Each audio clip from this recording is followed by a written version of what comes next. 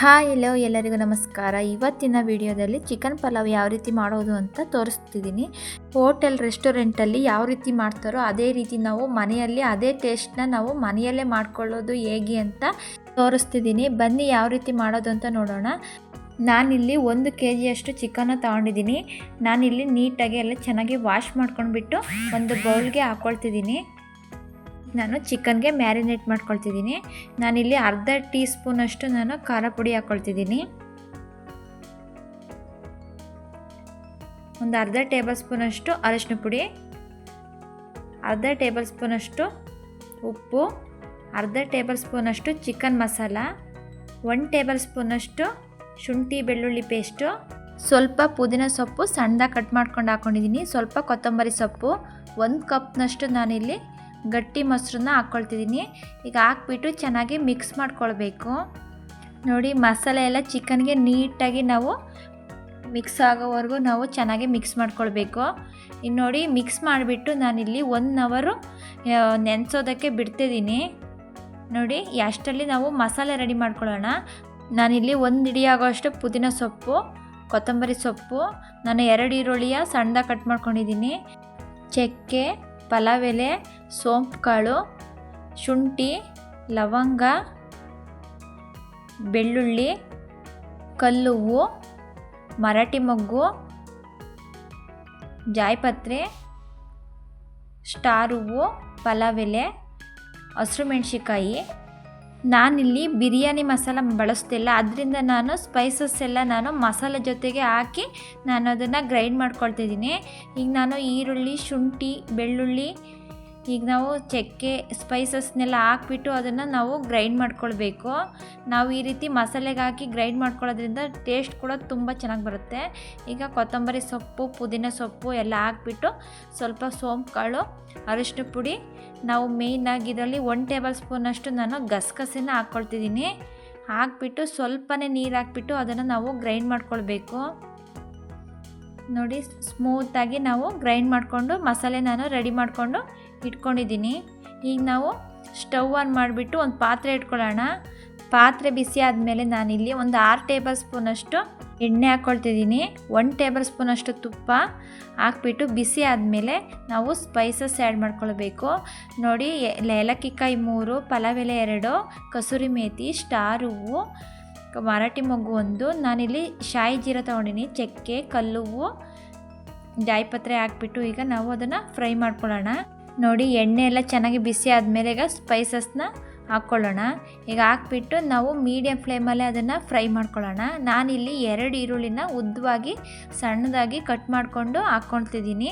ನೋಡಿ, ಅದು ಚೆನ್ನಾಗಿ ಫ್ರೈ ಮಾಡ್ಕೊಳ್ಬೇಕು. ನಾವು ಮೀಡಿಯಮ್ ಫ್ಲೇಮಲ್ಲೇ ಇಟ್ಕೊಂಡು ಈರುಳ್ಳಿನೆಲ್ಲ ಚೆನ್ನಾಗಿ ಫ್ರೈ ಮಾಡ್ಕೊಳ್ಬೇಕು. ಈರುಳ್ಳಿಯ ಒಂದು 1/2% ಅದು ಫ್ರೈ ಆದಮೇಲೆ ನಾನಿಲ್ಲಿ ಟೊಮೊಟೊ ಕೂಡ ಹಾಕ್ಕೊಳ್ತಿದ್ದೀನಿ. ಟೊಮೊಟೊ ಹಾಕಿ ನಾವು ಚೆನ್ನಾಗಿ ಫ್ರೈ ಮಾಡ್ಕೊಳ್ಬೇಕು.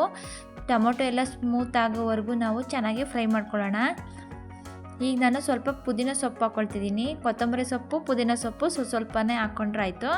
ಈಗ ಹಾಕ್ಬಿಟ್ಟು ಚೆನ್ನಾಗಿ ಒಂದು ಸತಿ ತಿರುಗಿಸ್ಕೊಳ್ಳೋಣ. ಟೊಮೊಟೊ ಎಲ್ಲ ಚೆನ್ನಾಗಿ ಫ್ರೈ ಆಗಿದೆ. ಅರ್ಧ ಟೇಬಲ್ ಸ್ಪೂನಷ್ಟು ಈಗ ಶುಂಠಿ ಬೆಳ್ಳುಳ್ಳಿ ಪೇಸ್ಟ್ನ ನಾನು ಹಾಕ್ಕೊಳ್ತಿದ್ದೀನಿ. ಹಾಕ್ಬಿಟ್ಟು ಈಗ ಚೆನ್ನಾಗಿ ಫ್ರೈ ಮಾಡ್ಕೊಳ್ಬೇಕು. ಹಸಿ ವಾಸನೆ ಹೋಗೋವರೆಗೂ ಶುಂಠಿ ಬೆಳ್ಳುಳ್ಳಿ ಪೇಸ್ಟ್ ಚೆನ್ನಾಗಿ ಫ್ರೈ ಮಾಡ್ಕೊಳ್ಳೋಣ. ಈಗ ನೋಡಿ, ಹಸಿ ವಾಸನೆ ಎಲ್ಲ ಹೋಗಿ ಚೆನ್ನಾಗಿ ಫ್ರೈ ಆಗಿದೆ. ಈಗ ನಾನು ಮಸಾಲೆ ಹಾಕ್ಕೊಳ್ತಿದ್ದೀನಿ. ನೋಡಿ, ಈಗ ನಾವು ಮಸಾಲೆ ಎಲ್ಲ ಹಾಕ್ಬಿಟ್ಟು ಒಂದು ಸತಿ ಮಿಕ್ಸ್ ಮಾಡ್ಕೊಳ್ಳೋಣ.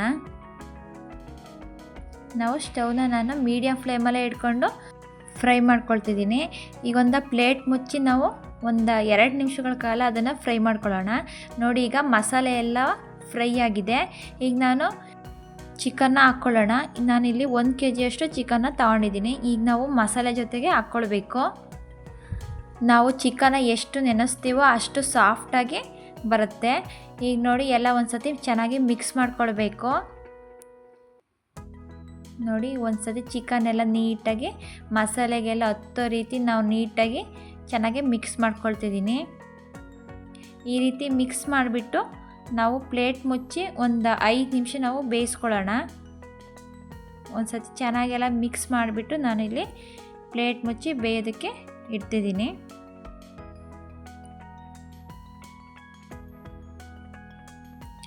ಈಗ ಒಂದು 5 ನಿಮಿಷ ಆಗಿದೆ ನೋಡಿ. ಈಗ ಚಿಕನಲ್ಲಿ ನೀರು ಕೂಡ ಬಿಟ್ಟಿದೆ. ಈಗ ಮತ್ತೆ ಒಂದು ಸತಿ ನೀಟಾಗಿ ತಿರುಗಿಸ್ಕೊಳ್ಳೋಣ. ನಾವು ಯಾವುದೇ ಬಿರಿಯಾನಿ ಆದರೂ ಕುಕ್ಕರಲ್ಲಿ ಮಾಡೋಕ್ಕಿಂತ ನಾವು ಪಾತ್ರೆಯಲ್ಲಿ ಮಾಡೋದ್ರಿಂದ ತುಂಬ ಟೇಸ್ಟಿಯಾಗಿ ತುಂಬ ಚೆನ್ನಾಗಿ ಬರುತ್ತೆ. ಈಗ ನೋಡಿ ನಾನು ಸ್ಟೆಪ್ ಬೈ ಸ್ಟೆಪ್ ಕೂಡ ಯಾವ ರೀತಿ ಮಾಡೋದು ಅಂತಲೂ ನಾನು ತೋರಿಸ್ತಿದ್ದೀನಿ. ಈಗ ನಾನಿಲ್ಲಿ ಅಕ್ಕಿ ಹಾಕ್ಕೊಳ್ತಿದ್ದೀನಿ. 2.5 ಲೋಟದಷ್ಟು ನಾನು ಇಲ್ಲಿ ಹಾಕ್ಕೊಂಡಿದ್ದೀನಿ. ನಾನಿಲ್ಲಿ ಜೀರಾ ರೈಸ್ನ ಯೂಸ್ ಮಾಡ್ತಿದ್ದೀನಿ. ನೀವು ಬೇಕಾದರೆ ಬಾಸ್ಮತಿ ರೈಸ್ ಕೂಡ ಯೂಸ್ ಮಾಡಿಕೊಂಡು ದಮ್ ಕಟ್ಕೊಂಡ್ರೂ ಕೂಡ ತುಂಬ ರುಚಿಯಾಗಿ ಬರುತ್ತೆ.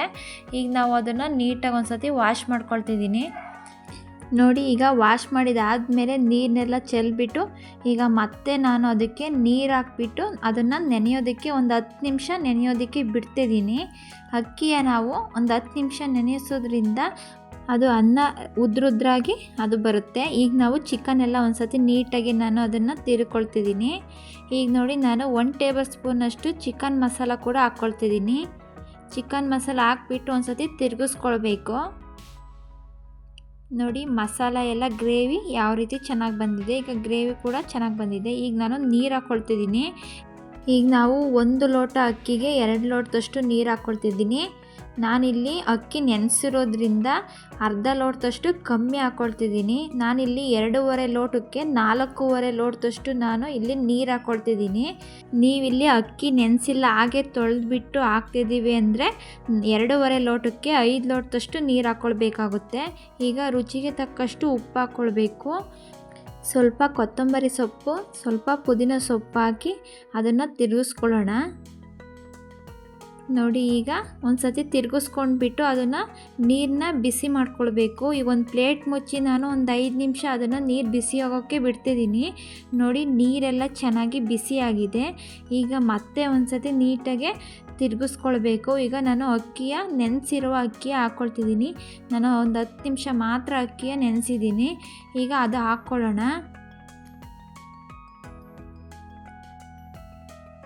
ನೋಡಿ ಈಗ ಅಕ್ಕಿ ಎಲ್ಲ ನೀರೆಲ್ಲ ಸೋಸಿಬಿಟ್ಟು ಹಾಕ್ಕೊಳ್ಬೇಕು. ಈಗೆಲ್ಲ ಮತ್ತೆ ಒಂದು ಸತಿ ನೀಟಾಗೆಲ್ಲ ತಿರುಗಿಸ್ಕೊಳ್ಳೋಣ. ಒಂದು ಸತಿ ನೋಡ್ಕೊಂಬಿಡಿ ಉಪ್ಪು ಖಾರ ಎಲ್ಲ ಸರಿಯಾಗಿದೆಯೋ ಇಲ್ವೋ ಅಂತ. ಉಪ್ಪು ಬೇಕಾದ್ರೆ ಕಮ್ಮಿ ಇದ್ದರೆ ಬೇಕಾದ್ರೆ ಟೇಸ್ಟ್ ನೋಡ್ಕೊಂಡು ಉಪ್ಪು ಹಾಕ್ಕೊಳ್ಳಿ. ಈಗ ನಾನು ಪ್ಲೇಟ್ ಮುಚ್ಚಿ ಒಂದು 5 ನಿಮಿಷ ನಾನು ಅದನ್ನು ಬೇಯಿಸ್ಕೊಳ್ತಿದ್ದೀನಿ. ನಾನು ಮೀಡಿಯಮಲ್ಲೇ ನಾನು ಇಟ್ಕೊಂಡು ಬೇಯಿಸ್ಕೊಳ್ತಿದ್ದೀನಿ.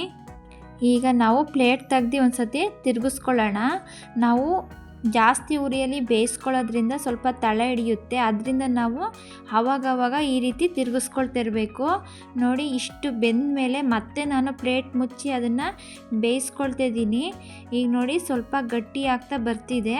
ಈಗ ಮತ್ತೆ ಒಂದು ಸತಿ ನೀಟಾಗಿ ತಳ ಹಿಡಿದೇ ರೀತಿ ನಾವು ನೀಟಾಗಿ ತಿರುಗಿಸ್ಕೊಳ್ಬೇಕು. ನಾವು ಗಟ್ಟಿ ಆಗ್ತಾ ಬರ್ತಾ ಇರಬೇಕಾದ್ರೆ ನಾವು ಸ್ಟವ್ನ ಮೀಡಿಯಮ್ ಫ್ಲೇಮಿಗೆ ಇಟ್ಕೊಳ್ಬೇಕು. ಈಗ ನೋಡಿ ನಾನು ಸ್ಟವ್ನ ಈಗ ಮೀಡಿಯಮ್ ಫ್ಲೇಮಿಗೆ ಇಟ್ಕೊಳ್ತಿದ್ದೀನಿ. ಈಗ ಮತ್ತೆ ನಾವು ನೀಟಾಗಿ ತಿರುಗಿಸ್ಕೊಂಡ್ಬಿಟ್ಟು ಈಗ ಪ್ಲೇಟ್ ಮುಚ್ಚಿ ಒಂದು 5 ನಿಮಿಷ ನಾನು ಮತ್ತೆ ಅದನ್ನು ಮೀಡಿಯಮ್ ಫ್ಲೇಮಲ್ಲಿ ಬೇಯಿಸ್ಕೊಳ್ತಿದ್ದೀನಿ. ನೋಡಿ ಈಗ ಒಂದು 5 ನಿಮಿಷ ಆಗಿದೆ. ಈಗ ಪೂರ್ತಿ ಅದು ಗಟ್ಟಿ ಆಗ್ತಾ ಬಂದಿದೆ. ಈಗ ನಾನು ಮತ್ತೆ ತಿರುಗಿಸ್ಕೊಳ್ತಿದ್ದೀನಿ.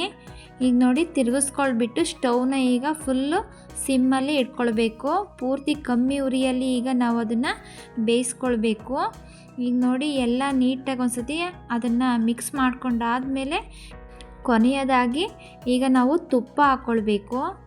ನೋಡಿ ಬೇಕಾದರೆ ಹಾಕ್ಕೊಳ್ಬೋದು, ಬೇಡ ಅಂದರೆ ಬೇಕಾದರೆ ಸ್ಕಿಪ್ ಮಾಡ್ಕೊಳ್ಬೋದು. ಹಾಕೋದ್ರಿಂದ ತುಂಬ ರುಚಿಯಾಗಿ ಬರುತ್ತೆ. ಈಗ ನಾವು ಕೊನೆಯದಾಗಿ ಮತ್ತೆ ಪುದೀನ ಸೊಪ್ಪು, ಕೊತ್ತಂಬರಿ ಸೊಪ್ಪನ್ನ ಮೇಲ್ಗಡೆ ಈ ರೀತಿ ಉದುರಿಸ್ಕೊಳ್ತಿದ್ದೀನಿ. ನೋಡಿ ಈಗ ಕೊತ್ತಂಬರಿ ಸೊಪ್ಪು ಕೂಡ ನಾನು ಸಣ್ಣದಾಗಿ ಕಟ್ ಮಾಡಿಕೊಂಡು ಹಾಕ್ಕೊಂಡಿದ್ದೀನಿ. ಈಗ ನಾವು ಪ್ಲೇಟ್ನ ಮುಚ್ಚಿಬಿಡೋಣ. ಪ್ಲೇಟ್ ಮುಚ್ಚಿ ನಾವು ಕಮ್ಮಿ ಉರಿಯಲ್ಲಿ ಈಗ ನಾನು ಒಂದು 10 ನಿಮಿಷ ಅದನ್ನು ಪ್ಲೇಟ್ ಮುಚ್ಚಿ ಬೇಯಿಸ್ಕೊಳ್ತಿದ್ದೀನಿ. ಈಗ ನಾವು ಪದೇ ಪದೇ ತಿರುಗಿಸ್ಕೊಳೋದೇನು ಬೇಕಾಗಲ್ಲ.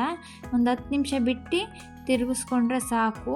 ನೋಡಿ ಈಗ ಒಂದು 10 ನಿಮಿಷ ನಾನು ಅದನ್ನು ಕಮ್ಮಿ ಉರಿಯಲ್ಲಿ ನಾನು ಬೇಯಿಸ್ಕೊಂಡಿದ್ದೀನಿ. ಈಗ ಒಂದು ಸತಿ ತಿರುಗಿಸ್ಕೊಂಡ್ಬಿಟ್ಟು ಸ್ಟವ್ ಆಫ್ ಮಾಡಿಕೊಂಡ್ರೆ ಆಯಿತು. ಪಲಾವ್ ಕೂಡ ತುಂಬ ಸೂಪರಾಗಿ ಬಂದಿದೆ.